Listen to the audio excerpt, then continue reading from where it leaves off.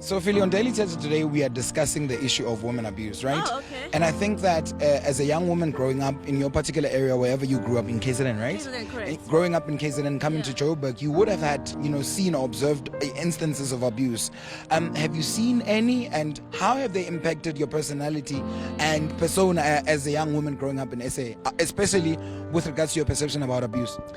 I think, look, I grew up in an environment that was very conservative, but a lot of women were being abused. I mean, one of my aunties was a victim, so I have experienced it, and to a point, I had to almost step in and advise her to actually leave because her life was in danger.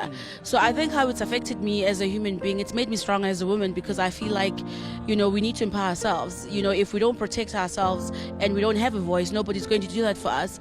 So I would say that abuse is not a tolerable thing, and we should not accept it as women. Because of where they grew up, some men, they were influenced by their environment, they were influenced by their fathers. They saw their fathers being their mother. So they normalized that thing in their head, that a woman can be beaten. You can actually, if you hear them making comments, you see that kind of a thing. And you understand what I'm saying? But I think, above all, our parents play a massive role into that. Growing up, I was told that this is how love is interpreted. I mean, if indoor is not going to be protective over their women, then that means I'm tiny, And I've seen this happening so many times that at some point I also believed that I need to be handled, in order to interpret whatever it is that is being given to me as love. Women get abused and no one does anything about it. They get abused and they find excuses for it, or they make excuses for their partners. And I think what the women end up doing is that they don't have friends, because when you have friends, you end up sharing.